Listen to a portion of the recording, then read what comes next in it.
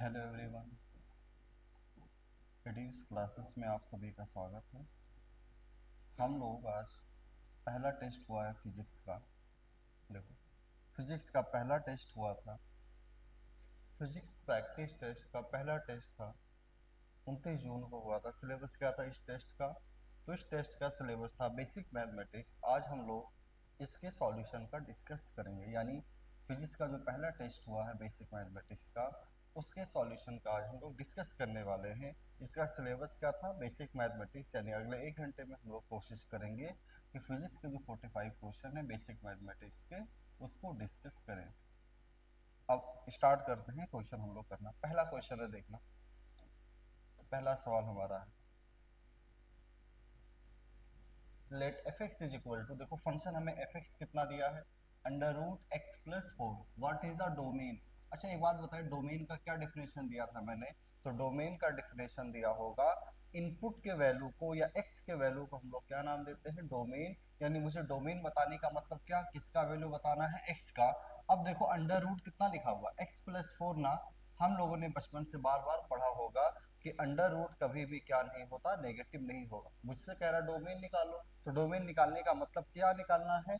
X का value निकालना है। अब हम लोगों ने बचपन से पढ़ा है कभी भी अंडर रूट के अंदर नेगेटिव साइन नहीं आ सकता है। तो ये फंक्शन डिफाइन होने के लिए ना, जो भी अंडर रूट के अंदर लिखा है वो हमारा क्या होना चाहिए? ग्रेटर देन और इक्वल टू जीरो। जीरो हो जाए उससे कोई प्रॉब्लम नहीं है, पर क्या नहीं होना चाहिए? नेगेटिव नहीं होना चाहिए। तो देखो x कितना आ गया, ग्रेटर देन और इक्वल टू -4। यानी फंक्शन का हमारा डोमेन कितना निकल कर आ गया है? x ग्रेटर देन और इक्वल टू -4। ये पहला सवाल हुआ। अगले सवाल पे हम लोग चले। देखो अगला सवाल क्या कर रहा है, function F x is equal to, F x का क्या डिफिनेशन हमें दिया गया है? L N X. F x is equal to हमें दिया हुआ एल एन एक्स। पूछा क्या है? F of E square. मुझसे क्या पूछा हुआ? F of E square. E square का मतलब क्या? एक्स का वैल्यू हमें क्या पुट करना है? E square. तो जहां एक्स है ना वहां पर क्या पुट कर दो? ई स्क्वायर पुट कर दो। अब हम लोगों ने लॉग का प्रॉपर्टी पढ़ा होगा। लॉग का क्या प्रॉपर्टी पढ़ा होगा? कि आर्गुमेंट का जो भी पावर होता है ना वो बाहर आ जाएगा। तो ये क्या बन जाएगा? L N E. अच्छा एल एन का मतलब बेस कितना होता है लॉग का? ई। तो लॉग का आर्गुमेंट भी ई है, बेस भी ई है। लॉग के प्रॉपर्टी या फार्मूले में हमने पढ़ा होगा, लॉग का आर्गुमेंट और बेस अगर सेम हो तो वैल्यू कितना बन जाता है? 1। यानी फंक्शन का वैल्यू कितना निकल कर आ गया? बहुत ही आसान पेपर था, हमें ध्यान से करना था। देखो डायरेक्टली एक एक लाइन के सवाल है। एफ ऑफ ई स्क्वायर कितना निकल कर आ चुका है? 2। अब अगले क्वेश्चन पे चले, देखें क्या है अगला सवाल हमारा। देखो, a car's braking distance in meter is given by. अच्छा ब्रेकिंग डिस्टेंस हमें कितना दिया? हमसे मतलब ही नहीं ना कि ब्रेकिंग डिस्टेंस होता क्या क्या है। जब फिजिक्स में मैकेनिक्स पढ़ेंगे तो वहां आएगा। अभी तो मैं सिर्फ बेसिक मैथमेटिक्स की तरह सॉल्व कर रहा हूँ। यानी मुझे braking distance F of V का वैल्यू कितना दिया हुआ है? V square by 20, where V is speed. अच्छा वी क्या है? स्पीड। वो भी किस यूनिट में है? किलोमीटर पर आवर में है। तो मुझसे कह रहा है what is the braking distance. अच्छा ब्रेकिंग डिस्टेंस इसको, इसने किसको कहा है? एफ ऑफ वी को ना। तो मुझसे कह रहा है what is the braking distance, यानी मुझे एफ ऑफ वी का वैल्यू कैलकुलेट करके बता दो। वो भी कब बताना है? जब हमारा स्पीड या वेलोसिटी कितना हो जाए? 40 किलोमीटर पर आवर हो जाए। एक लाइन का सवाल है। देखो कह रहा है अगर ये हमारा ब्रेकिंग डिस्टेंस का डेफिनेशन है और यहाँ पर v हमारा स्पीड हो किलोमीटर पर आवर में, तो जरा ब्रेकिंग डिस्टेंस कैलकुलेट करो जब स्पीड कितना हो? 40 किलोमीटर पर आवर। यहाँ v को हमें क्या पुट करना है? 40। तो v को यहाँ लाकर क्या पुट करोगे? तो 40 का स्क्वायर क्या बनेगा? 40 इंटू 40 अपॉन कितना? 20 से डिवाइड कर दोगे तो आंसर कितना आ गया? 80 किलोमीटर। यूनिट हमारा किलोमीटर में दिया था ना, तो हमारा कितना आ जाएगा? सॉरी, ऑप्शन में यहाँ किलोमीटर लिखना चाहिए। तो यूनिट हमारा कितना निकल कर आ गया है? 80 किलोमीटर। वो मीटर नहीं किलोमीटर में होगा, उतना तो तुम्हें मैनेज करना था। अगला सवाल देखो, F of X is equal to, ये हमारा एफ ऑफ एक्स का डिफिनेशन दिया है, ये हमारा जी ऑफ एक्स का डिफिनेशन दिया है। मुझसे पूछा क्या है? F of G of X. अच्छा बताना, मैंने कहा जब एक से ज्यादा फंक्शन आ जाए, जैसे यहाँ एक फंक्शन एफ है दूसरा फंक्शन जी है, नोट्स में पढ़ाया होगा कि जब भी एक से ज्यादा फंक्शन आता है हम लोग क्या करते हैं? पहले अंदर वाले फंक्शन को सॉल्व करेंगे। जब भी एक से ज्यादा फंक्शन आएगा तो बाहर वाले को ऐसे रहने दो। जरा बताना जी एक्स का वैल्यू मुझे कितना दिया है? तो तुम कहोगे सर जी एक्स का वैल्यू है x प्लस 5। अब क्या निकालना? F of x plus 5। जरा ध्यान देना, एफ ऑफ एक्स कितना दिया था 3x-2, यानी जब यहाँ पर x है तो यहाँ भी कितना x। मुझे एफ ऑफ एक्स नहीं निकालना, क्या निकालना है, एफ ऑफ एक्स प्लस 5 निकालना है। एफ ऑफ एक्स प्लस 5 का मतलब क्या, यहाँ पर x को क्या रखेंगे, x प्लस 5। यहाँ को अगर x प्लस 5 रखा तो RHS में भी x की जगह पर क्या लिख देंगे, x प्लस 5-2। ये सॉल्व कर लो, आंसर आ गया। तो 3x, 3 5 जा 15, 15-2 कितना हो जाएगा 13। तो हमारा आंसर कितना बन कर आ चुका है, 3x प्लस 13। सिंपल था, जब भी एक से ज्यादा फंक्शन आ जाए पहले अंदर वाले को सॉल्व करो, फिर बाद में बाहर वाले को सॉल्व करना। और सॉल्व अगर सही तरीके से हमने किया है तो हमारा आंसर निकल कर आ चुका है कितना, 3x प्लस 13। अगर ये सवाल हुआ तो अगले पे चले। देखो क्या करें, गिवन द लीनियर इक्वेशन। अच्छा, लीनियर इक्वेशन मुझे क्या दिया गया है, 3x plus 4y is equals to 12। ये जरा ध्यान से देखो, तुम कहोगे सर ये एक ऐसा लीनियर इक्वेशन है जिसमें कितने वेरिएबल है, दो वेरिएबल है। अच्छा, दो वेरिएबल के लीनियर इक्वेशन को सॉल्व करने के लिए मैंने क्या कहा था, कम से कम अपने पास कितने इक्वेशन होने चाहिए, दो इक्वेशन होना चाहिए। पर मुझे यहाँ एक ही इक्वेशन दिया है ना। अब इसको अगर सॉल्व करने के लिए कहेगा, जब भी नंबर ऑफ इक्वेशन वेरिएबल से कम दे दे तो हमें क्या करना है, ऑप्शन से आंसर को चेक करना है। यही बार बार मैं कहता हूँ। जैसे यहाँ पर दो वेरिएबल दिया और एक इक्वेशन दिया, अब इसको सॉल्व कैसे करेंगे, तो इसको सॉल्व करने का तरीका क्या है, इसको सॉल्व करने का तरीका है ऑप्शन से कर लो। Which of the following order pair is a solution, यानी सॉल्यूशन बताना है। अच्छा, पहला ऑप्शन चेक करें, एलएचएस में वैल्यू पुट करो, आरएचएस आ जाए तो ठीक है। पहले ऑप्शन में x2 है, y1 है, तो 3 2 जा 6, 4 1 जा 4, ये कितना आ गया 10 आया। नॉट इक्वल्स टू आरएचएस आया ना, तो पहला ऑप्शन हमारा गलत है। दूसरा ऑप्शन चेक कर लो, एलएचएस में पुट करो, x कितना रखना है 0, तो 3 × 0 0 और 4 3 जा 12, तो ये आंसर भी हमारा कितना आ गया 12 आ गया। तो सेकंड ऑप्शन अपना सही है। थर्ड ऑप्शन में जरा पुट करना, तो एलएचएस में देखो x को क्या पुट करोगे 4, तो 3 4 जा, x को यहाँ लाके 4 पुट करो तो 3 4 जा 12 प्लस 4, y को 0 पुट करोगे 0, तो हमारा थर्ड ऑप्शन भी सही है।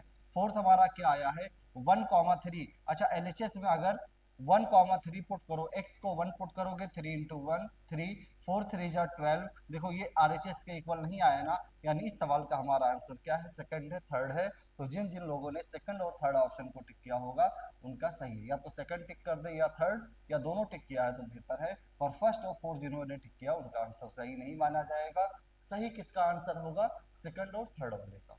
अच्छा, इस सवाल में हमने कॉन्सेप्ट क्या सीखा है, जब कभी भी हमें linear equation in two variable देना तो हमें इसके लिए सॉल्व करने के लिए कितने इक्वेशन चाहिए, दो इक्वेशन चाहिए। जबकि मुझे पता है ना यहाँ पर इक्वेशन कितने दिए गए हैं, यहाँ पर हमें इक्वेशन दिया गया एक, एक इक्वेशन से दो वेरिएबल को सॉल्व नहीं किया जा सकता है। इसलिए मैंने हिट एंड ट्रायल यानी ऑप्शन से चेक करके हमने आंसर बताया, और इस सवाल के दो दो आंसर हो चुके थे, आए हैं, हम लोगों ने जानबूझ कर दिया क्योंकि इसी बार नीट में सवाल आया है जिसके दो ऑप्शन करेक्ट थे। जिन्होंने वो दोनों ऑप्शन में से कोई एक टिक किया था उन्हीं को नंबर मिला था।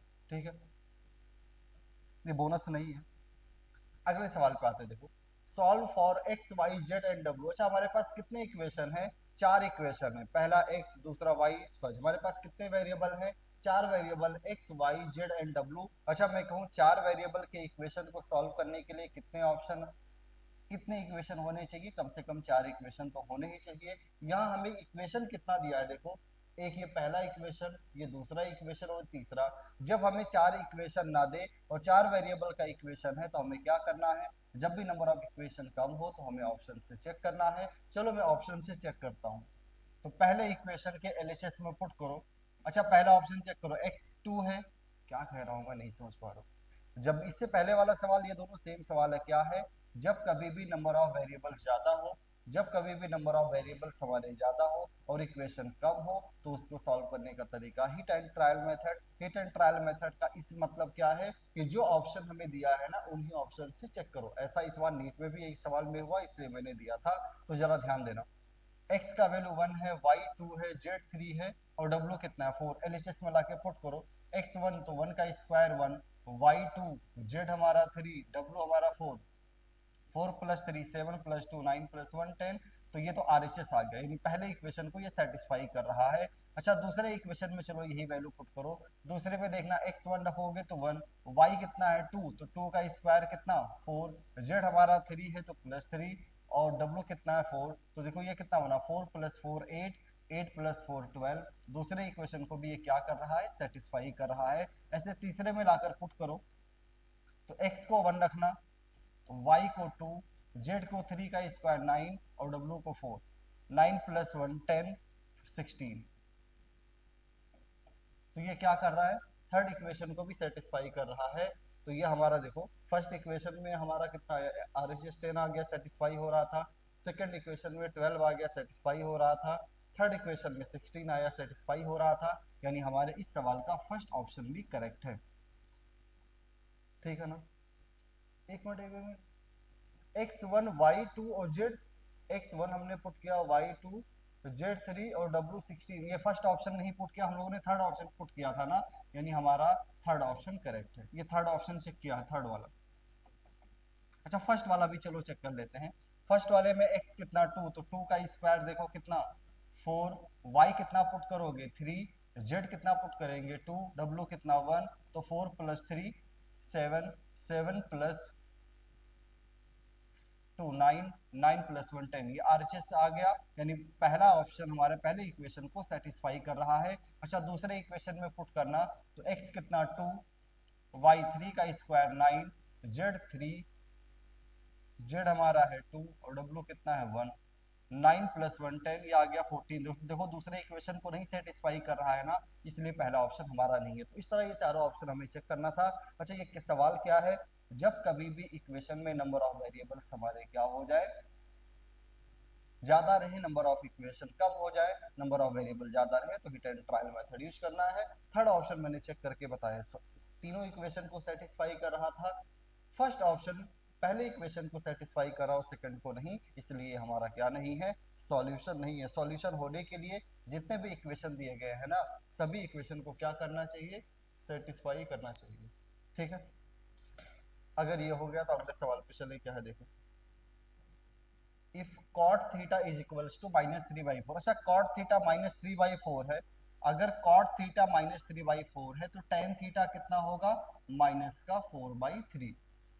Theta lies in second quadrant, theta किस क्वाड्रेंट में लाई कर रहा है, सेकंड क्वाड्रेंट में लाई कर रहा है। तो मुझसे कह रहा है साइन थीटा बताओ। अच्छा मुझे पता है tan थीटा का फार्मूला क्या होता, परपेंडिकुलर अपॉन बेस। तो अगर परपेंडिकुलर 4 है, बेस 3 है, तो पाइथागोरस थ्योरम लगा के हाइपोटेनियस निकालो। क्या हाइपोटेनियस था, हाइपोटेनियस का स्क्वायर इज इक्वल टू होता है परपेंडिकुलर का स्क्वायर प्लस बेस का स्क्वायर। देखो क्या कह रहा है, कह रहा अगर ये tan थीटा है ना, तो और कुछ वैल्यूज मुझसे पूछा वो बताओ, लेकिन कब बताना है, जब थीटा हमारा एंगल किस क्वाड्रेंट में लाई कर रहा हो, सेकंड क्वाड्रेंट में अगर हमारा एंगल लाई करे तो हम लोग और वैल्यूज कैलकुलेट करना है। तो जैसे देखो tan थीटा कितना आ गया, -4/3। मैं कहूँ tan थीटा का फार्मूला परपेंडिकुलर अपॉन बेस, यानी परपेंडिकुलर 4 है और बेस हमारा कितना है 3। तो हाइपोटेनियस निकालो, देखो 4 का स्क्वायर कितना 16, 3 का स्क्वायर 9, 16 + 9 25, 25 का स्क्वायर रूट कितना।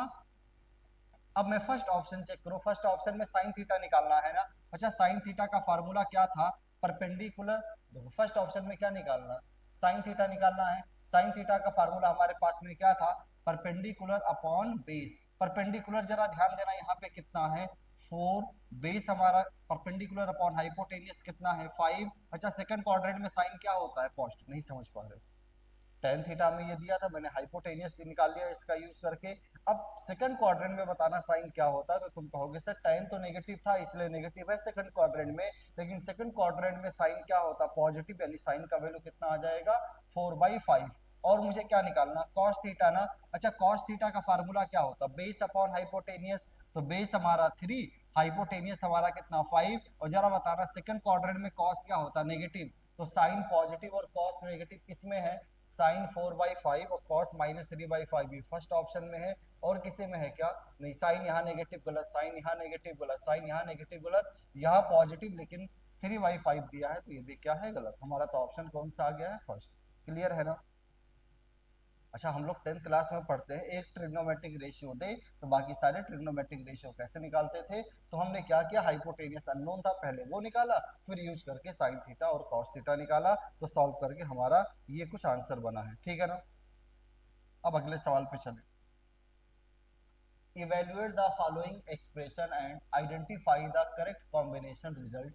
अच्छा इन सभी को सॉल्व करना है। देखो पहला ऑप्शन क्या है, साइन 150 प्लस कॉस 270, इसको मुझे सॉल्व करना, किसको, साइन 150 प्लस कॉस 270 को सॉल्व करना है। देखना मैं कर रहा हूँ। अच्छा साइन 150, जब कभी भी एंगल 90 से बड़ा हो तो ऐसे देखते हैं ना, 150 डिग्री किस क्वाड्रेंट में आएगा, तो तुम कहोगे सर 150 तो सेकंड क्वाड्रेंट में आएगा। सेकंड में हम लोग कैसे ब्रेक करते हैं, तो सेकंड में ब्रेक करने का तरीका है 180 माइनस। अब 180 में से हम लोग कितना माइनस कर दे, 180 डिग्री में कितना माइनस करें कि 151 करा जाए, तो तुम कहोगे सर 30 डिग्री माइनस कर दीजिए, तो क्या बन जाएगा 150। ऐसे यहाँ देखना cos 270 है, तो cos 270 कैसे सॉल्व करोगे, तो पहले ये बताना 270 डिग्री कहाँ आएगा, तुम कहोगे सर 90 के जस्ट अपोजिट ना, तो ये तो मैं डायरेक्टली लिख सकता हूँ। देखो ये तो मैं डायरेक्टली लिख सकता हूँ, कैसे, cos 90 कितना था, cos 90 होता है 0, तो cos 270 उसका उल्टा भी कितना हो जाएगा 0। और sin 180 माइनस, सेकंड क्वाड्रेंट में sin क्या होता है पॉजिटिव, तो ये क्या बन जाएगा sin 30, और sin 30 कितना 1/2, तो हमारा कितना आ गया 1/2, पहला 1/2 आया है। देखो यहाँ -1/2 कह रहा है, यहाँ -1/2 कह रहा है, तो सेकंड और फोर्थ ऑप्शन हमारे कैंसिल हो गए, या तो फर्स्ट होगा या थर्ड होगा। क्लियर हुआ। अब देखो एक सेकंड इसमें क्या पूछा हुआ है, सेकंड क्या है, सेकंड tan 225 इंटू कॉट 405। सबसे पहला सवाल मेरा 225 किस डिग्री में आए, किस क्वाड्रेंट में आएगा, तुम कहोगे सर 180 डिग्री से ग्रेटर, 270 डिग्री से स्मॉलर, तो किस क्वाड्रेंट में है, थर्ड में। और जब थर्ड क्वाड्रेंट में आए तो हम लोग कैसे ब्रेक करते थे, जब एंगल हमारा थर्ड में आता है तो कैसे ब्रेक करते हैं 180 प्लस। अब 180 में कितना ऐड करें कि 225 आए, तो तुम कहोगे सर 45 डिग्री ऐड कर दीजिए। ऐसे बताना कॉट 405, 405 क्या, मैंने कहा ना जब भी 360 डिग्री से बड़ा बने उसको किस क्वाड्रेंट में मानना है, फर्स्ट क्वाड्रेंट में मानना है। तो जरा ध्यान देना फर्स्ट में कैसे ब्रेक करते थे 360 डिग्री से बड़े में, 360 प्लस कितना, अब देखो 180 प्लस थर्ड क्वाड्रेंट है, थर्ड में tan क्या होता प्लस, तो ये क्या बन जाएगा tan 45 degree. 360 plus first quadrant है, फर्स्ट में तो सारे ट्रिग्नोमेट्रिक रेशियो पॉजिटिव होते हैं, तो ये भी क्या बन जाएगा cot 45, tan 45 1, cot 45 1 मल्टीप्लाई करके कितना आ गया 1। देखो सेकंड ऑप्शन में कहाँ 1 आ रहा है, फर्स्ट ऑप्शन कितना था 1/2, सेकंड ऑप्शन हमारा कितना बनकर आ गया है 1 बनाना, तो हमारा ये आंसर कितना आ गया 1। यहाँ -1 दिया, ये ऑप्शन नहीं, ये अभी हमें सही लग रहा है। तो हमारा कौन सा आंसर आ चुका है फर्स्ट वाला। लेकिन मैं फिर भी थर्ड वाले को सॉल्व करके दिखा देता हूँ। देखो थर्ड वाला क्या है, sec 540 degree minus cosec 630 degree. जरा ध्यान देना हमारा आंसर आ चुका है, मेरा आंसर क्या आ चुका है, क्योंकि फर्स्ट और सेकंड यहीं पर सिर्फ मैच करा तो ये हो गया, पर फिर भी मैं थर्ड वाले को सॉल्व करके दिखा देता हूं ताकि हमें आंसर निकालना तो आता रहे। अब जरा ध्यान देना सेक 45, पहले ये बताओ 540 किस क्वाड्रेंट में, तुम कहोगे सर आपने कहा है जब भी 360 डिग्री से बड़ा मिले उसको क्या मानना, फर्स्ट में मानना। अब जरा बताना 360 में मैं कितना ऐड करूं कि 540 आए, तो तुम कहोगे सर माइनस कर दीजिए, सेक कितना हो जाएगा 360 प्लस 180। ऐसे बताना 630 कहाँ आएगा, तो 360 प्लस कर दो, 360 प्लस कितना,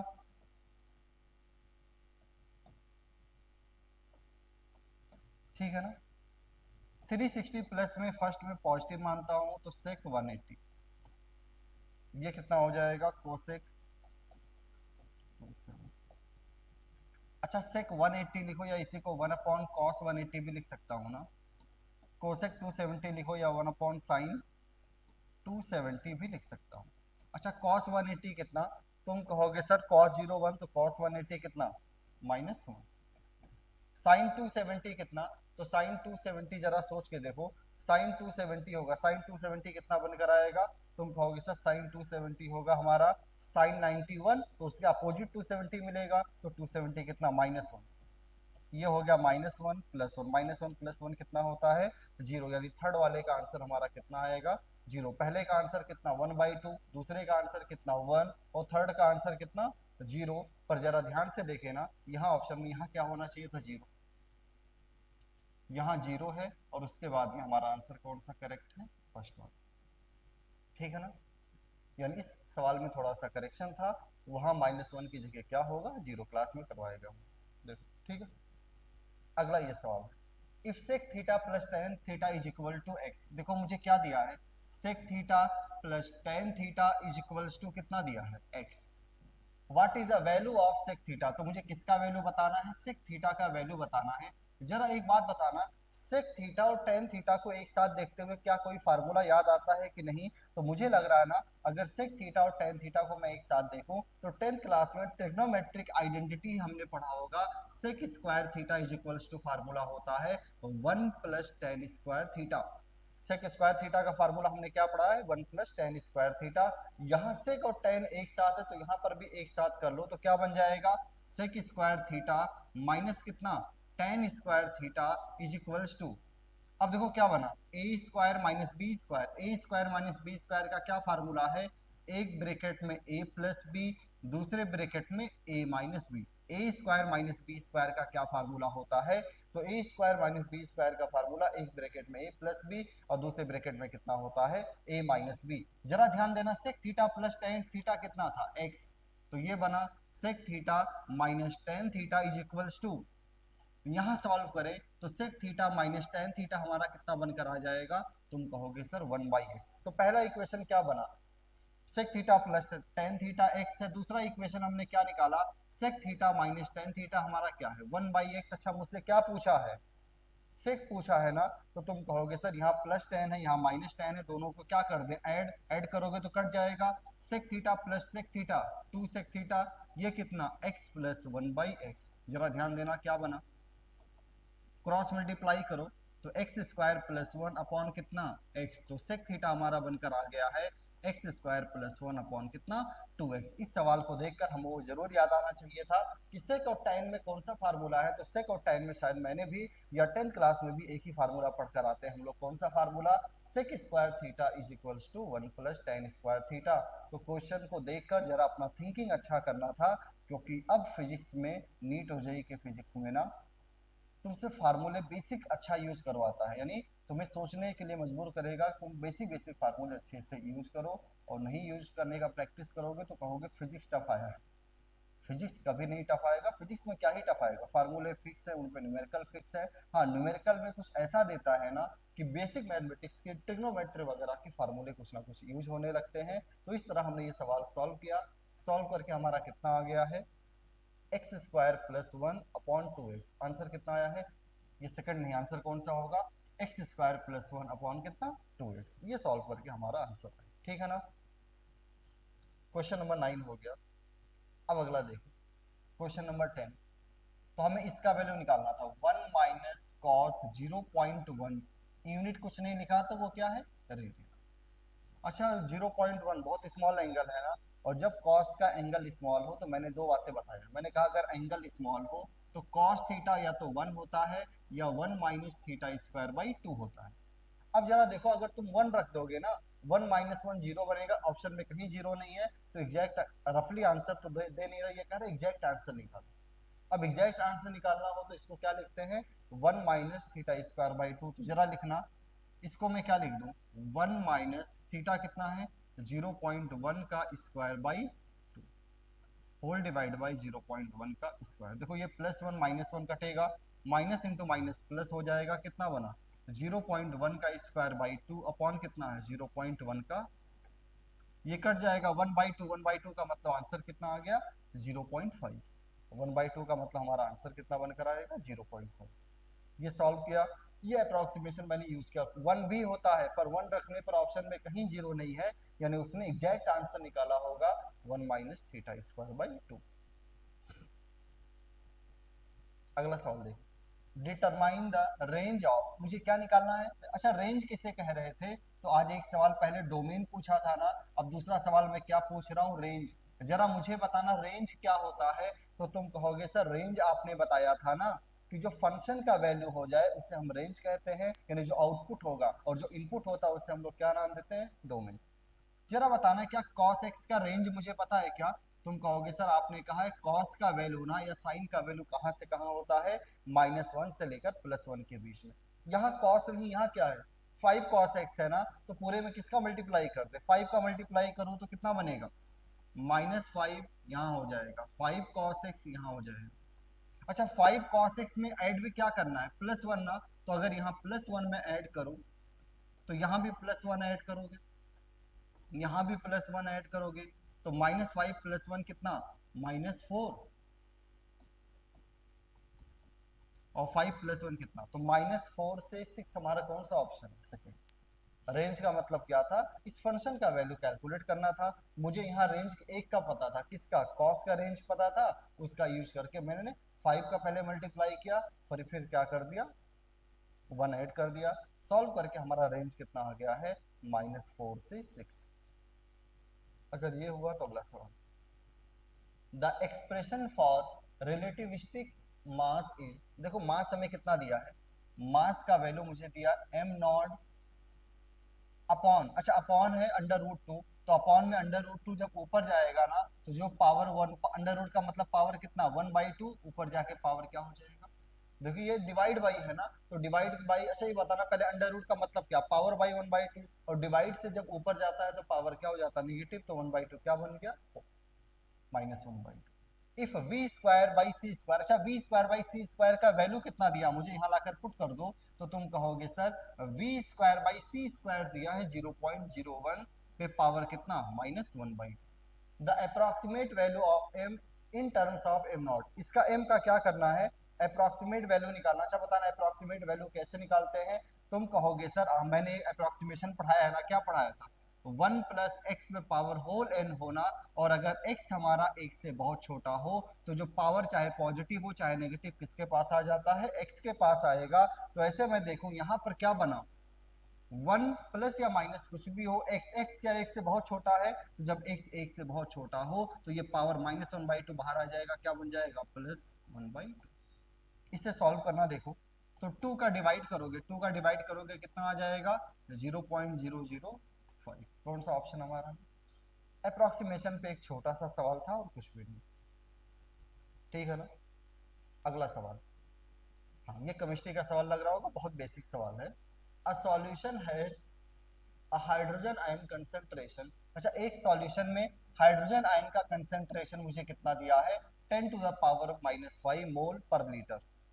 what is the pH of the solution, तुम कहोगे सर फार्मूला नहीं पता पीएच का, देखो मैंने फार्मूला भी दे रखा, जरा बताना पीएच का क्या फार्मूला दिया हुआ है, फार्मूला पढ़ाया गया केमिस्ट्री में अभी की नहीं, लेकिन मैंने फार्मूला दिया जो भी फार्मूला यूज करने लायक था। तो पीएच का फार्मूला है -log हाइड्रोजन आयन का कंसंट्रेशन बेस 10।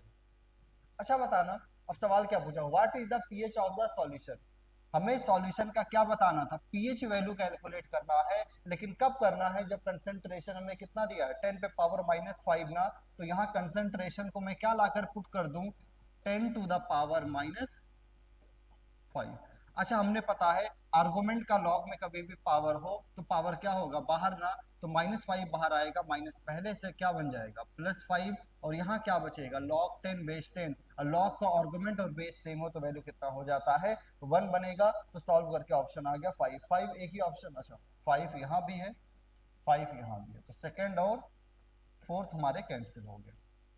अच्छा देखो बी पार्ट क्या पूछा है, if the concentration is change to इतना, कह रहा अगर कंसंट्रेशन ना 10 पे पावर -3 हो जाए, जो पहले कंसंट्रेशन हमारा 10 पे पावर -5 था ना, मैंने कंसंट्रेशन बढ़ा के कितना कर दिया, 10 पे पावर -3 कर दिया, तो बताना what is the new pH, तो मुझे बताओ नया पीएच क्या होगा। सर कभी भी पीएच निकालना हो तो क्या पता होना चाहिए, कंसंट्रेशन, कंसंट्रेशन कितना 10 पे पावर -3, ये -3 बाहर आएगा, +3, लॉग का 10 क्या बनेगा, log 10 बेस 10, आर्गुमेंट और बेस सेम हो तो वैल्यू कितना होता है 1, तो अब आ गया 3, तो 5 और 3 यहाँ क्या है 4, ये ऑप्शन गलत हो गया। ऐसा सी क्या पूछा देखो, what is the change in pH, अच्छा बताना पीएच में चेंज, तो पहले पीएच कितना था 5, बाद में पीएच कितना बना 3, तो चेंज डिफरेंस कितना आ गया। तो ये एक लाइन का लॉग का सवाल था, अगर ये फार्मूला मैं ना देता ना तो तुम्हें जरूरत था कि शायद फार्मूला भी याद होना चाहिए, लेकिन मैंने फार्मूला दे दिया था पीएच का। पीएच का वैसे फार्मूला याद कर लो, क्या फार्मूला है, -log बेस 10 और हाइड्रोजन आयन का कंसंट्रेशन, ठीक है। अगला सवाल है देखो, अगला क्या सवाल है ध्यान दे, अगले क्वेश्चन पे ध्यान देना। In an infinite series, each register has a resistance that forms a GP। क्या कह रहा, एक इनफाइनाइट सीरीज है, बहुत सारे हमारे पास रजिस्टर है, और उनका हर रजिस्टर जो है ना एक जीपी, एक ज्योमेट्रिक प्रोग्रेशन का फॉर्मेशन कर रहा है। With common ratio. अच्छा, जो जीपी का फॉर्मेशन होगा ना उसका कॉमन रेशियो कितना 1/2 है, स्टार्टिंग फ्रॉम 2 ओम, और जो रेजिस्टेंस स्टार्ट होगा यानी फर्स्ट टर्म कितना है उस जीपी का 2 ओम। मुझसे कह रहा इनडायरेक्टली बता ये क्या कह रहा कि एक जीपी है जिसका फर्स्ट टर्म कितना 2 ओम है, कॉमन रेशियो कितना है 1/2। ये सिर्फ ये कहना चाह रहा है ना, घुमा फिरा के ही बोला, लेकिन क्या बोला हुआ है कि एक जीपी है जिसका फर्स्ट टर्म कितना 2 ओम, कॉमन रेशियो कितना 1/2। अच्छा, मैंने बताया होगा अगर कॉमन रेशियो एक से छोटा हो और इनफाइनाइट जीपी हो ना तो उसके समेशन का फार्मूला था A/1 - R। जरा पढ़ो क्या पूछा है, what is the equivalent resistance, तो मुझे बताना टोटल रेजिस्टेंस कितना होगा। दोबारा सुनो, अगर कॉमन रेशियो एक से छोटा हो तो इनफाइनाइट जीपी का समेशन A/1 - R ला के वैल्यू पुट कर दो।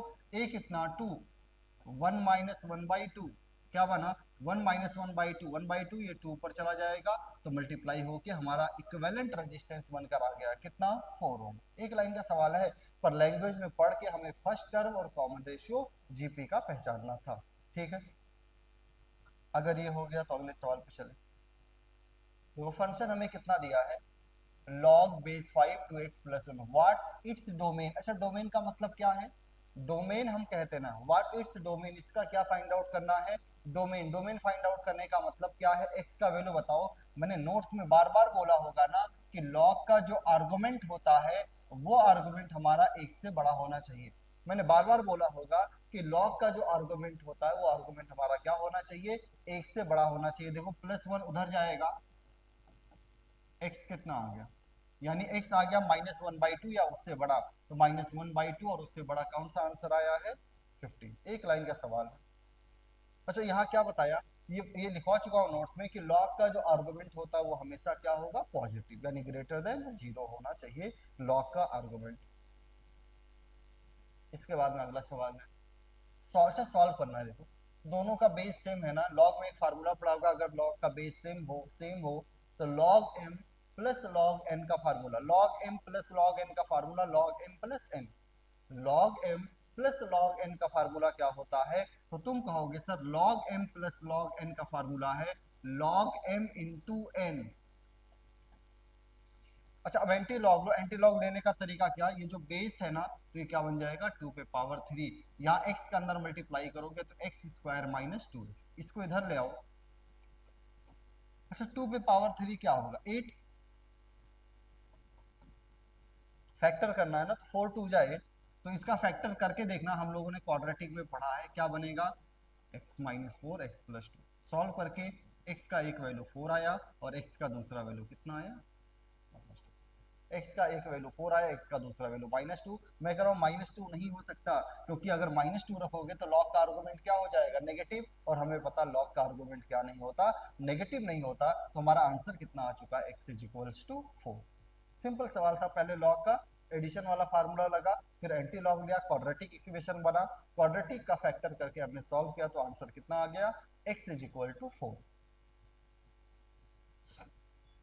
अगला सवाल, if the distance between the point C and A, देखो दो पॉइंट्स हमें दिया हुआ है ना, पहला पॉइंट x, 1, दूसरा पॉइंट 4, 5, और इनके बीच का डिस्टेंस मुझे कितना दिया है 5। अच्छा, जरा बताना अगर डिस्टेंस पता हो तो डिस्टेंस का क्या फार्मूला है, √x2 - x1 का होल स्क्वायर, यानी x-4 का whole square plus y2 - y1 का होल स्क्वायर।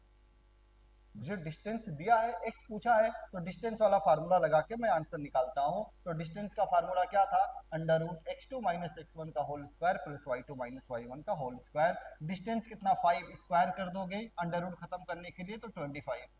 यहाँ बना क्या x-4 का होल स्क्वायर। अच्छा, 1 - 5 -4 -4 का स्क्वायर 16, 25 माइनस, देखो 16 इधर आएगा कितना -16, तो 25 - 16 कितना 9, तो हमारा आ चुका है x-4 का स्क्वायर = 9। स्क्वायर रूट बताना क्या होगा, तो तुम कहोगे सर +-3। एक तो सॉल्यूशन बना x-4 = 3, दूसरा बना x-4 = -3, यहां से x कितना आ गया 7, यहां से x आ गया 1। तो देखो आंसर हमारा 1 भी आया 7 भी आया ना। अच्छा, यहाँ प्लस, जब जब कभी भी स्क्वायर रूट लेते हैं तो हमें क्या करना है प्लस माइनस। अब सॉल्व करके x का एक आंसर 1 आया, दूसरा आंसर कितना आया 7। थर्ड वाला ना। अगला, find the slope of the line passing through the two points. अच्छा, दो पॉइंट्स अगर पता हो तो स्लोप का फार्मूला क्या था, y2 minus Y one upon, जब कभी भी दो पॉइंट्स हमें पता हो तो स्लोप का फार्मूला हमने क्या पढ़ा हुआ है, स्लोप का फार्मूला पढ़ा है y2 minus Y one upon x2 minus x1। जरा बताना पहला कोऑर्डिनेट कितना x1 y1, दूसरा कोऑर्डिनेट कितना x2 y2, y2 कितना 11 माइनस 3 6 माइनस 2, 11 माइनस 3 8, 6 माइनस 2 4, 8/4 2। हमारा आंसर कितना आ गया। कई कई सवाल तो एक एक मिनट से भी कम के टाइम के हैं। अगला, a line passing through the points ये एंड ये, एक लाइन है ना जो इन दोनों पॉइंट से पास करता है। देखो मैं इसको अगर डायग्राम में बनाऊं तो ये हमारा एक्स एक्सिस, ये ओरिजिन, ये वाई एक्सिस। अच्छा, एक पॉइंट क्या है 0,3 कहाँ मिलेगा, तुम कहोगे सर एक्स का वैल्यू 0 हो तो वाई कोऑर्डिनेट पे मिलता है। 3,0 कहाँ मिलेगा, तो अगर y का वैल्यू 0 हो तो वो कहाँ मिलेगा, x कोऑर्डिनेट पे मिलेगा। What is the area of the triangle by this line and the coordinate axis. क्या कह रहा है, इस लाइन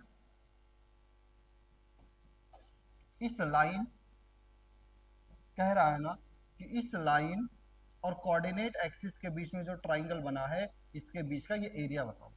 एक लाइन के सवाल दोबारा सुनो, लाइन मैंने बना दिया और ये एक्स एक्सिस और वाई एक्सिस, जरा बताना इनके बीच में ये क्या बना, ट्राइंगल बना। इसी ट्राइंगल का क्या निकालना, एरिया। ये लेंथ कितना 3, ये हाइट कितना 3, ट्राइंगल का एरिया का फार्मूला 1/2 बेस इंटू हाइट, तो कितना 9/2, 9/2 का मतलब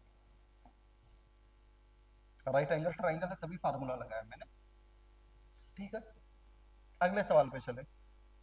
the slope of the curve. अच्छा, मुझे स्लोप बताना है ना, स्लोप क्या होता है dy by D X. Slope बताने का मतलब क्या निकाल दो, dy बाई डी एक्स, तो e to the power sorry function पूरा नहीं लिखा। देखो y मुझे कितना दिया है e to the power x into sine. दोबारा सुनो, the slope of the curve y is equal to E to the power x into sine X का मुझसे क्या पूछा है, स्लोप। तो स्लोप क्या होता है dy बाई डी एक्स। तो जरा dy बाई डी एक्स निकालो, तो यहाँ पर क्या लगेगा, दो फंक्शन मल्टीप्लाई में है और उसका डिफरेंशिएशन करना है। तो पहला फंक्शन ऐसे आएगा, दूसरे का डिफरेंशिएशन साइन का डिफरेंशिएशन कॉस, प्लस लगाकर दूसरा यानी साइन ऐसे आ जाएगा। पहले का डिफरेंशिएशन यानी e to the power x का differentiation e to the power x क्या बना, e to the power x common ले ले तो साइन एक्स प्लस कितना। अच्छा, मुझे कब बताना स्लोप, जब x का वैल्यू कितना हो 0, तो जरा x को 0 पुट करना, तो e पे पावर 0 साइन 0 कितना 0 cos 0 1, e पे पावर 0 1 हो जाएगा। तो हमारा फाइनली आंसर कितना बनकर आ गया है। अच्छा, स्लोप कभी भी पूछे तो कर्व का इक्वेशन देके, स्लोप पूछे तो मैंने बार बार बोला है हमारा जो है ना डिफरेंशिएशन वो टेंजेंट या कर्व का स्लोप बताता है, और इंटीग्रेशन क्या बताता है, अरिथमेटिक सम ऑफ एरिया। ये अगर क्वेश्चन नंबर 20 हुआ तो अगले सवाल पे चले। What is the average rate of change. अच्छा, मुझे एवरेज रेट ऑफ चेंज बताना है ना, किसका एवरेज रेट ऑफ चेंज बताना है, जब हमें इक्वेशन क्या दिया है, वो भी किस इंटरवल में 1 से लेकर 3 में। जरा बताना एवरेज का क्या फार्मूला था। तुम कहोगे सर आपने एवरेज का फार्मूला बताया है ना, एवरेज रेट ऑफ चेंज का मतलब क्या है, मैंने एवरेज रेट, एवरेज नहीं, बेसिकली ये क्या पूछा है, एवरेज रेट ऑफ चेंज का मतलब है ना, एवरेज रेट ऑफ चेंज का मतलब मैंने बताया होगा delta f x upon delta y by delta x, average को लिखते हैं एवरेज रेट ऑफ चेंज को। डेल्टा एफ एक्स का मतलब क्या, एफ एक्स का वैल्यू फाइनल एक्स पे यानी 3 पे, माइनस एफ एक्स का वैल्यू इनिशियल, और चेंज का मतलब 3 माइनस, क्या कह रहा हूँ। अच्छा, मुझसे एवरेज पूछा या एवरेज रेट ऑफ चेंज पूछा है, तो एवरेज रेट ऑफ चेंज का मतलब क्या था, delta y by delta x, तो यहाँ एफ है तो delta f by delta x. अब डेल्टा एफ कैसे निकालेंगे, फाइनल एफ का वैल्यू यानी x इज इक्वल टू 3 पे, माइनस इनिशियल f का वैल्यू यानी x इज इक्वल टू 1 पे। क्या बना 3 माइनस 1 2, f ऑफ 3 क्या आएगा, यहाँ लाके 3 पुट करो तो 3 का स्क्वायर 9, 4 3 जा 12, f ऑफ 1 क्या बनेगा 1 का स्क्वायर 1 माइनस 4। यहाँ जरा ध्यान देना आंसर क्या बना, 9 माइनस 12 कितना -3, 1 माइनस 4 -3, यहाँ माइनस पहले से +3 डिवाइड बाई 2, 3 माइनस 3 कितना 0, आंसर कितना आ गया। अच्छा, एवरेज पूछता तो वो इंटीग्रेशन वाला फार्मूला पढ़ा है, पर यहाँ एवरेज नहीं पूछा, क्या कह रहा है एवरेज रेट ऑफ चेंज, तो सॉल्व करके हमारा कितना बनकर आ गया है 0। अगला सवाल, अच्छा कई बार ना ऐसे फिजिक्स वाले सवाल बेसिक मैथमेटिक्स में देखकर हमें घबराहट होता है। मैंने लगभग जो भी ठीक ठाक फार्मूले थे उन फार्मूलों को सवाल में ही दे दिया है। तो सवाल में फार्मूला दिया, फिर हमें सवालों से घबराना नहीं, फिर तो वो मैथ्स का सवाल बन गया। फिजिक्स का काम सिर्फ है कि उसका कॉन्सेप्ट बता दे, फार्मूला बता दे, बाकी सॉल्व कैसे करेंगे मैथ्स से। तो अगर मैंने फार्मूला बता दिया है तो सॉल्व करने का तरीका क्या, मैथ्स का यूज कर लो। जैसे ये सवाल है, देखना क्या है। And electric field in a region is changing with time t s. जरो देखो इलेक्ट्रिक फील्ड हमें कितना दिया है, ई नॉट ई पे पावर माइनस के टी। कहाँ का इलेक्ट्रिक फील्ड इससे मतलब नहीं, बस मुझे दिया है कोई function, where e naught and k are constant, ठीक है। What is the instantaneous rate of change. अच्छा, इंस्टेंटेनियस रेट ऑफ चेंज का मतलब क्या, डी ई बाई। इंस्टेंटेनियस का मतलब डिफरेंशिएशन था ना, तो जब एवरेज रेट ऑफ चेंज पूछा था तो delta y by delta x, जब इंस्टेंटेनियस रेट ऑफ चेंज पूछेगा तो d E by d t यानी d y by D x. Electric field at t is equals to zero, किस time पर भी बताना।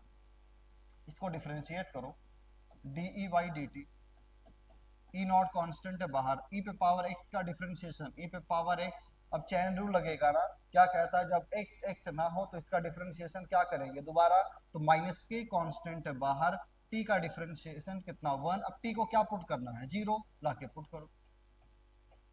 ई पे पावर क्या बन जाएगा, जीरो। किसी नंबर का पावर जीरो हो तो आंसर कितना, वन। तो फाइनली आंसर आ गया माइनस के ई नॉट। बेसिक बेसिक सवाल है। तो ये अगला सवाल हो गया। इसके बाद देखते हैं, a particle moves along a straight path and its velocity। देखो एक पार्टिकल है जो स्ट्रेट पाथ पे चल रहा है और इसका वेलोसिटी कितना दिया है, 4x minus x square. At what velocity, हमें क्या कैलकुलेट करना है, इसका वेलोसिटी क्या होगा। Does the particle experience zero acceleration, कब बताना है, इस पार्टिकल का वेलोसिटी बताओ जब इसका एक्सेलरेशन कितना हो जाए, जीरो। तो पहले एक्सेलरेशन को निकाल कर क्या करना है, जीरो। जरा बताना, अगर v का x में इक्वेशन पता हो तो बेसिक मैथमेटिक्स में मैंने फार्मूला बताया था कि एक्सेलरेशन का एक फार्मूला होता v dv बाई dx। एक फार्मूला dv बाई dt बताया है, और दूसरा फार्मूला क्या बताया होगा एक्सेलरेशन का, v dv बाई dx का भी फार्मूला बताया था। मैंने कहा कि जब कभी भी वेलोसिटी पोजीशन के फंक्शन में दिया जाए ना, तो एक्सेलरेशन का फार्मूला ये क्यों नहीं दिखा, क्योंकि ये फार्मूला मैंने बेसिक मैथमेटिक्स में बताया हुआ था। लाकर रखो, v हमारा कितना है, 4x minus x square, dv by dx क्या, इसको डिफरेंशिएट कर देना। तो 4 कांस्टेंट है बाहर, x का डिफरेंशिएशन 1 एक्स स्क्वायर का 2x, इसको क्या पुट करना है, जीरो। तो मैंने जीरो पुट कर दिया। देखो यहाँ कुछ कॉमन है, यहाँ 2 कॉमन है, तो क्या क्या बना, एक तो x का वैल्यू जीरो आ गया, यहाँ से x का वैल्यू 4 आया, यहाँ से x का वैल्यू, x के 3 वैल्यू आए। अब तीनों वैल्यू पर मैं मुझे v बताना है। देखो बताओ, जब x जीरो है तो v कितना, जीरो। जब x जीरो था तो v, हमने x को जीरो पुट करो कितना, जीरो। जब x का वैल्यू 4 है तो 4 4 जा 16, 4 का स्क्वायर 16, ये भी कितना आ गया। तो जब x हमारा 4 है तब भी v कितना आया, जीरो। जब x 2 है तो 4 2 जा 8, 2 का स्क्वायर 4, 8 माइनस 4 कितना, 4। तब जब x हमारा 2 है तो v कितना, 4। ऑप्शन में 4 कहीं है क्या, ये थर्ड नहीं है, ऑप्शन हमारा कौन सा है, तो 23 का कौन सा आंसर है, 4। अगला सवाल, maximum height of a projectile. अच्छा, ये प्रोजेक्टाइल का हमें इक्वेशन दिया है, प्रोजेक्टाइल के मैक्सिमम हाइट का इक्वेशन क्या दिया है, you square sine square theta by 2g। जो जो फार्मूला मुझे लग रहा था अभी नहीं पढ़ाएगा ना, वो सारे फार्मूले मैंने दे दिया है। तो मैक्सिमम हाइट का फार्मूला होता है प्रोजेक्टाइल मोशन में, e square sine square theta by 2g। ये फार्मूला याद भी करना है, आगे चल के चैप्टर पढ़ेंगे तब याद भी कर लेना। एट वाट एंगल थीटा, मुझे क्या बताना, थीटा बताना है। The maximum height of a projectile is maximum, maximum height को हमें क्या करना है, मैक्सिमम करना है फॉर अ गिवन स्पीड, जब स्पीड क्या हो। तो अगर कह रहा है ना प्रोजेक्टाइल में स्पीड कांस्टेंट हो, तो जरा बताओ ये मैक्सिमम हाइट मैक्सिमम कब होगा। अब u कांस्टेंट हो गया, g कांस्टेंट हो गया, h मैक्सिमम कब होगा, सर h मैक्सिमम होगा जब साइन स्क्वायर थीटा क्या हो जाए, मैक्सिमम हो जाए। साइन स्क्वायर थीटा मैक्सिमम कब होगा, जब साइन थीटा क्या हो जाए, मैक्सिमम हो जाए। और साइन थीटा का मैक्सिमम वैल्यू कितना, 1। साइन का मैक्सिमम वैल्यू कितना एंगल पर, 90। तो हमारा प्रोजेक्टाइल का मैक्सिमम कब आएगा, जब हमारा 60 नहीं, आंसर कितना हो जाए, एंगल कितना हो जाए, 90। ठीक है ना। अगला सवाल, maximum current in LCR circuit. देखो एलसीआर सर्किट में हमें सीरीज में ये करंट दिया हुआ है, फार्मूला नहीं याद है कोई दिक्कत नहीं। v by under root r square plus XL minus XC का होल स्क्वायर। कुछ नहीं पता होना चाहिए आर क्या है, एक्सएल क्या, एक्ससी क्या है, इसको एक मैथमेटिक्स का इक्वेशन समझो और कुछ नहीं। For what condition is the current maximum, current को क्या करना है, मेन लाइन मैंने पढ़ा, इसको क्या करना है, maximum in an AC LCR series का सर्किट। अब बताओ हमारा ये करंट मैक्सिमम कब होगा, जब ये मैक्सिमम हो जाए। ये मैक्सिमम कब होगा सर, जो डिनोमिनेटर क्या हो जाए, मिनिमम। यानी अगर करंट को मैक्सिमम करना है तो इसको क्या करना पड़ेगा, मिनिमम। अब एलसीआर है मतलब आर जीरो नहीं हो सकता, क्योंकि अगर आर जीरो हो गया तो सर्किट में एल और सी बचेगा, आर बचेगा नहीं ना। तो एलसीआर अगर रखना तो आप तो जीरो कर नहीं सकते। पर क्या इसको मिनिमम करने के लिए क्या मैं कह दूं, एक्सएल माइनस एक्ससी का होल स्क्वायर मिनिमम होना चाहिए। और ये होल स्क्वायर मिनिमम कम से कम, होल स्क्वायर नेगेटिव तो होता नहीं है, तो कहोगे सर इसके मिनिमम के लिए क्या होना चाहिए, जीरो। यानी एक्सएल और एक्ससी आपस में क्या होना चाहिए। बहुत सारे लोग जिनको एसी पढ़ा होगा ना, वो कहेंगे सर ये तो रेजोनेंस का कंडीशन है। रेजोनेंस के कंडीशन में series LCR purely resistive circuit की तरह बिहेव करता है। तो जब एसी चैप्टर पढ़ लेंगे तब तो ये डायरेक्टली सवाल पढ़ते हुए आंसर लिखेंगे, पर अभी अगर मैथ्स पढ़ा है तब भी हमें इतना करना आना चाहिए, ठीक है। तो ये हमारा क्वेश्चन नंबर कितना हो गया, 25। अगला सवाल, minimum time of travel on incline plane. सवाल में मतलब नहीं, मुझे इक्वेशन से मतलब है। देखो टाइम का इक्वेशन मुझे कितना दिया है, under root two s g sine theta for a fix height. Height fix है मतलब एस हमारा फिक्स हो गया, जी हमारा फिक्स होता है, टू हमारा फिक्स होता है। एट विच एंगल थीटा, मुझे थीटा बताना है, कब बताना है, time of travel is minimum, यानी टाइम क्या हो जाए, कह रहा थीटा बताओ जब टाइम क्या हो जाए, मिनिमम। अब बताना टाइम के मिनिमम अगर करना है ना, तो तुम कहोगे सर साइन थीटा क्या होना चाहिए, मैक्सिमम। और साइन थीटा मैक्सिमम के लिए साइन थीटा का मैक्सिमम वैल्यू कितना, 1, तो थीटा कितना। ऐसे दो सवाल हमने पूछ लिया। अच्छा ये इक्वेशन है नहीं अपने सिलेबस में, इंक्लाइन प्लेन पे प्रोजेक्टाइल मोशन अपने सिलेबस में नहीं है, पर अगर मैंने इक्वेशन दे दिया ना तो हमें तो फिर मैथ्स यूज करना है, और मैथमेटिक्स हमें यूज करना आना चाहिए।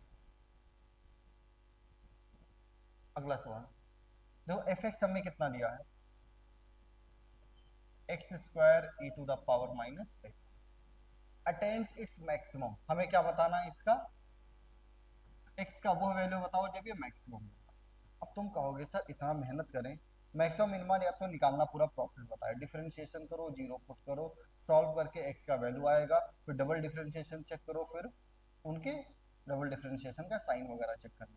एग्जाम में एक खूबसूरती यह है ना कि हमें ऑप्शन देता है, जब ऑप्शन दिया है तो क्या करो, ऑप्शन चेक कर लो, जिस पे मैक्सिमम आएगा वही हमारा आंसर होगा। तो जरा लाके चेक करो, एक्स को जीरो रखो, तो ये जीरो रखोगे तो आंसर कितना आ जाएगा, जीरो।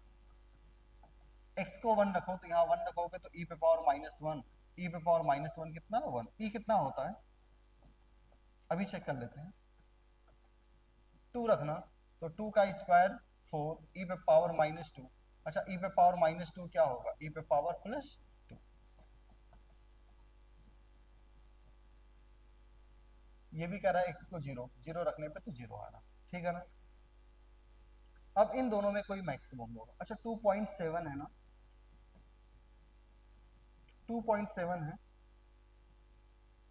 तो 2.7 का स्क्वायर कितना, तुम कहोगे सर 25 का स्क्वायर होता है 625, 25 का स्क्वायर कितना 625, और 30 का स्क्वायर कितना 900, यानी 625 और 900 के बीच में आएगा कुछ ना, 625 और 900 के बीच का, चलो मैं मान लेता हूँ, या 27 का स्क्वायर कर ही लें।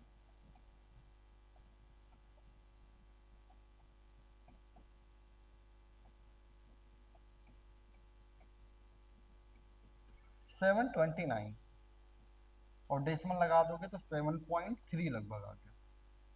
ये लगभग कितना आ गया, 7.3, और डेसिमल हटाओगे तो 40/, और ये आ गया 10/।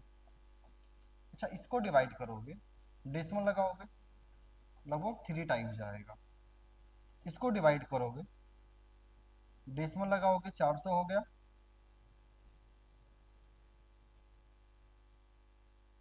73 इंटू 6 कितना होगा, तो लगभग 5 टाइम्स जाएगा, कौन सा बड़ा हो गया? थर्ड वाला। अच्छा एक तरीका क्या था, ऑप्शन चेक करो। एक तरीका क्या था, वो मैक्सिमम मिनिमा का कॉन्सेप्ट लगाओ। दूसरा तरीका है डायरेक्टली ऑप्शन चेक करो, जहां मैक्सिमम आया उसी एक्स के वैल्यू पर फंक्शन क्या हो जाएगा, मैक्सिमम होगा। अगला सवाल है y is equals to under root ten x, differentiate करना है। देखो बाहर से पहले मुझे क्या दिखेगा, अंडर रूट ना, मैंने अंडर रूट का डिफरेंशिएशन रटाया होगा कितना, 1/2 अंडर रूट, और एक्स एक्स नहीं है, टेन एक्स है, तो इसका दोबारा डिफरेंशिएशन कितना, सेक स्क्वायर एक्स। तो ऑप्शन कौन सा आ गया? अरे चैन रूल पढ़ा है उसी पे कर रहे हैं। अंडर रूट का, अंडर रूट एक्स का डिफरेंशिएशन 1/2 अंडर रूट एक्स, अब एक्स एक्स नहीं है, टेन एक्स है, तो इसका दोबारा डिफरेंशिएशन, टेन एक्स का डिफरेंशिएशन कितना, सेक स्क्वायर एक्स। तो हमारा कितना बनकर आ गया है, sec square x upon 2 under root ten x. Clear है? अगला, अच्छा ये सवाल दिया d y by D x निकालना है ना, तो बाहर से सेक दिखा, सेक एक्स का differentiation, sec x tan x, sec x का डिफरेंशिएशन कितना था, सेक एक्स टेन एक्स। अब एक्स एक्स नहीं है तो इसको दोबारा करोगे तो सिक्स एक्स प्लस कितना, बीच में प्लस माइनस है, अलग अलग होगा, फिर ये बाहर एक्स स्क्वायर का 2x हो गया, 6x प्लस 2x का 1। तो ये ऑप्शन कौन सा है, फर्स्ट वाला। एक एक लाइन का डिफरेंशिएशन का सवाल पूछा हुआ था। अगला, y is equal to cos cube. अच्छा बताना, इसको अगर डिफरेंशिएट करना तो बाहर से पहले क्या दिखेगा, क्यूब ना, तो एक्स क्यूब का डिफरेंशिएशन कितना, एक्स स्क्वायर, और कॉस एक्स का कितना, माइनस साइन एक्स, -3, ये आ गया। तो वो चैन रूल रख के cos x का कितना, माइनस साइन। मैं अच्छा इतना फास्ट क्यों बता रहा हूँ, क्योंकि हम लोग क्लास का लेक्चर नहीं कर रहे, हम लोग क्या कर रहे हैं, पेपर डिस्कस कर रहे हैं। तो मैं कोशिश कर रहा हूँ कि 1 घंटे में लगभग हमारा काफी हद तक लगभग सवाल मैं करके दिखा दूँ ना, ताकि तुम्हें लगे कि पेपर 1 घंटे से ज्यादा बड़ा नहीं था। ठीक है, तो ये मैंने डिफरेंशिएट कर दिया।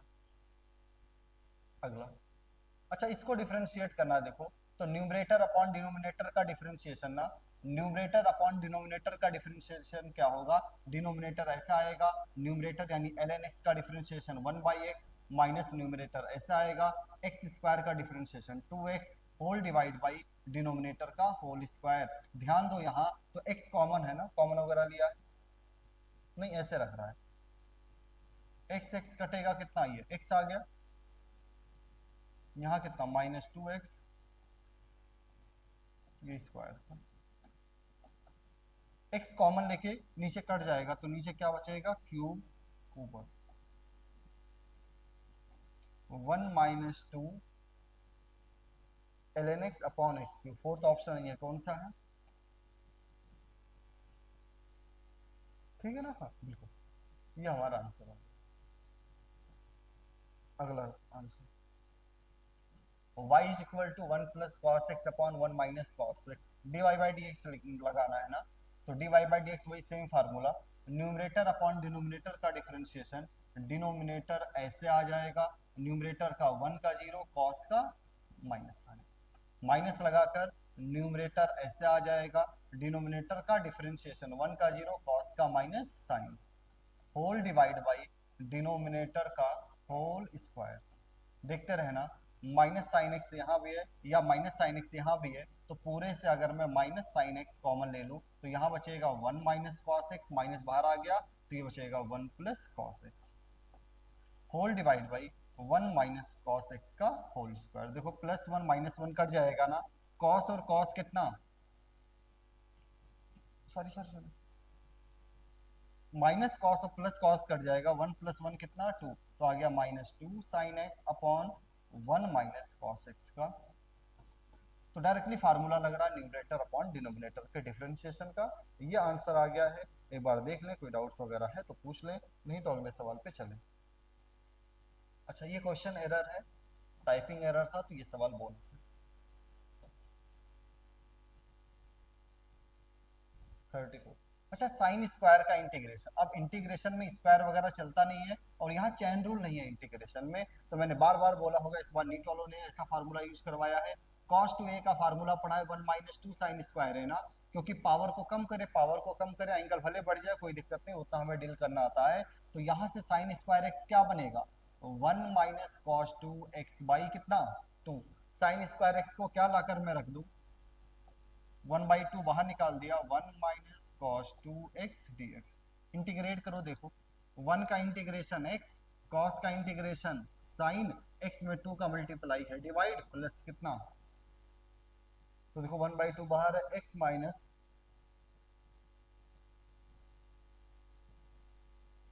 अच्छा इसको थोड़ा और सॉल्व किया, देखो कैसे, साइन 2a का क्या फार्मूला पढ़ाया है, 2 साइन ए कॉस ए,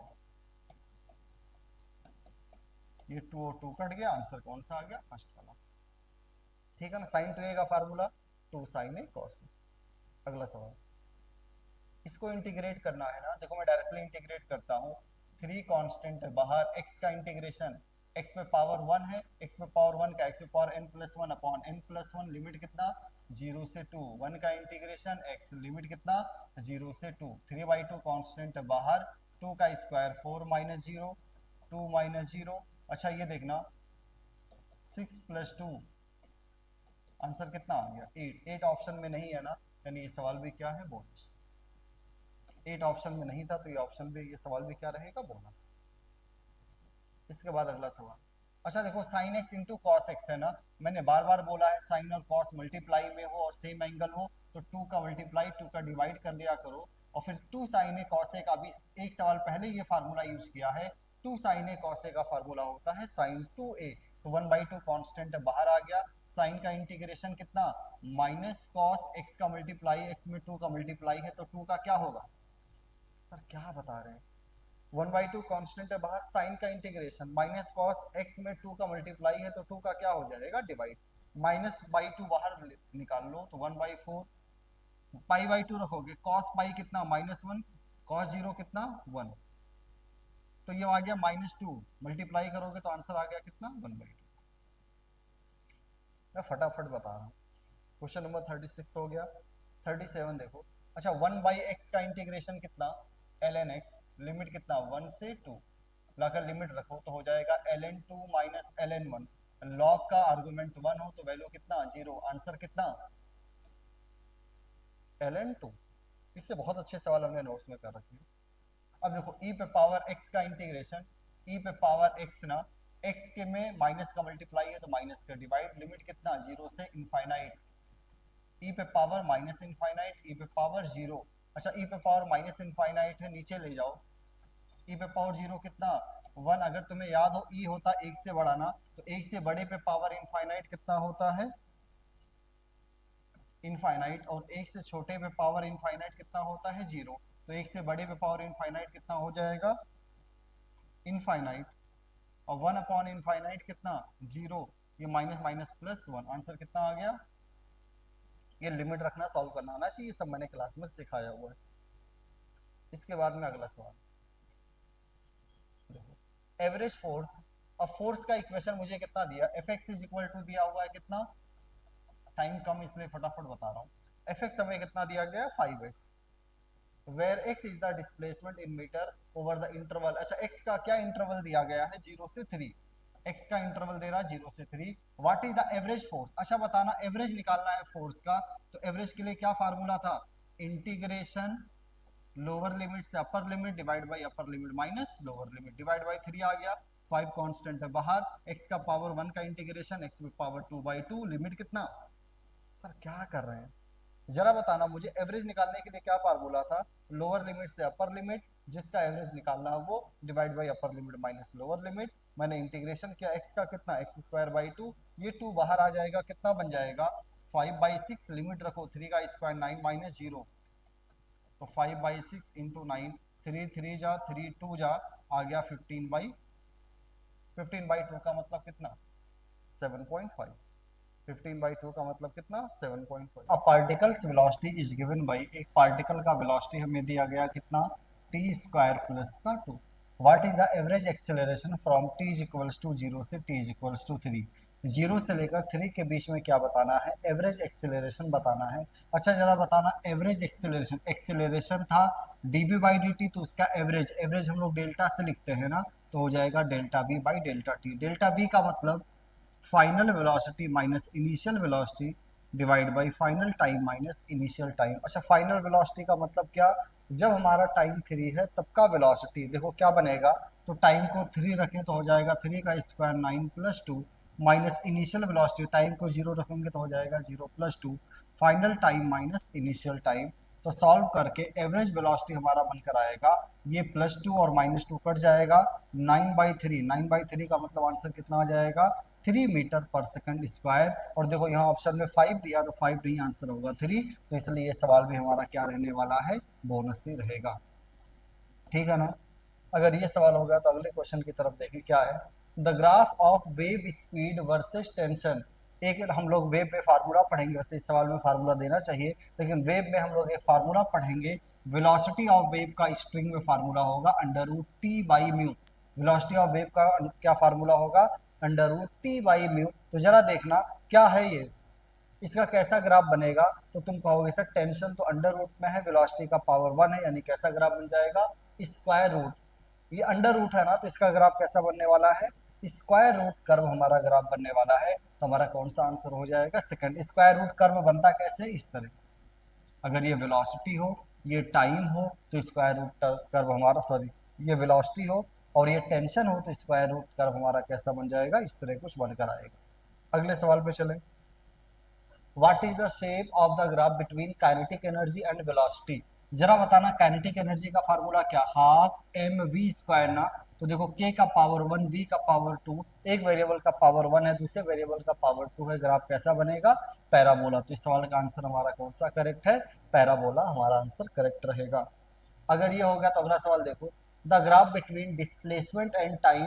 अच्छा, डिस्प्लेसमेंट और टाइम में क्या इक्वेशन पता है, s is equals to u t plus half a t square. Displacement और टाइम में क्या इक्वेशन पता है, s is equals to u t plus half a t square. जरा ध्यान देना, एस का पावर 1 है, टी का पावर 2 है, तो ग्राफ हमारा कैसा बन जाएगा, एक वेरिएबल का पावर 1 हो, दूसरे वेरिएबल का पावर 2 हो, तो ग्राफ कैसा बनता है, पैराबोलिक ग्राफ बनने वाला है। अगले सवाल में चले। देखो ये हमें इक्वेशन दिया ना, कौन सा इक्वेशन दिया, y is equal to x² plus 2x-3। तो जरा अगर ध्यान दे तो y का पावर 1 है, x का पावर 2 है, ग्राफ कैसा बनेगा, पैराबोला। लेकिन पैराबोला में भी ग्राफ कहाँ से बनेगा, कैसे, तो देखो अगर मैं x को 0 रखूं तो y कितना आ जाएगा, -3, यानी ग्राफ नीचे से पास करेगा। ये तो ओरिजिन से पास कर रहा है, ये भी नीचे से पास करा, ये भी नीचे से पास करा, ये भी ओरिजिन से पास किया, तो गलत हो गया। अब सेकंड और थर्ड में देखो कौन सा होगा। तो मैंने कहा था जिसका, देखो मैंने कहा था जिसका स्क्वायर है ना ग्राफ, उसके सहारे बनेगा। तो देखो यार ये किसके सहारे बन रहा है, एक्स एक्सिस के, ये तो पैराबोला की तरह दिख भी नहीं रहा है, तो हमारा कौन सा आंसर हो जाएगा, थर्ड वाला। इसके बाद एक आखिरी और सवाल बचा हुआ है। आखिरी क्वेश्चन क्या है, y is equal to x mod x-1 का ग्राफ बनाना है ना। तो जब कभी भी मॉड का ग्राफ बनाना हो ना, पहले y is equal to x-1 का ग्राफ बनाओ। और अगर मैं y is equal to x-1 का ग्राफ बनाऊं तो इसको कंपेयर करूंगा किससे, y is equal to mx plus c. Slope कितना आ गया, पॉजिटिव। स्लोप अगर पॉजिटिव आएगा तो एंगल कैसा बनेगा, लेस देन 90 डिग्री। सी क्या आ गया, नेगेटिव। सी नेगेटिव आने का मतलब ग्राफ कहाँ से पास करेगा, ओरिजिन के नीचे से। तो अगर मैं x-1 का ग्राफ बनाऊं ना, तो x-1 का ग्राफ ऐसा कुछ बनने वाला है, नीचे से पास किया और एंगल जो है वो क्या है, 90 से छोटा। पर मॉड लगा है ना, तो अब मॉड का काम क्या है, मॉड का काम है ना, जो ग्राफ हमारा नेगेटिव पोर्शन में है उसको मॉड क्या कर देता है, पॉजिटिव। तो देखो जो पॉजिटिव है मॉड उसको पॉजिटिव भी रहने देगा, पर जो नेगेटिव हो गया ना, उन सारे नेगेटिव वैल्यू को मॉड का क्या कर देगा, पॉजिटिव। तो फाइनली हमारा कौन सा ग्राफ बनकर आ जाता है, थर्ड वाला। इस तरह हमने ये पेपर डिस्कस कर लिया है, इसको एक बार अच्छे से कर लें। जिनके जितने भी डाउट्स वगैरह हैं, एक बार टेस्ट पेपर का एक नोटबुक बनाएं और उसमें ज़रूर एक बार सॉल्व करके लिखें। Okay, thank you.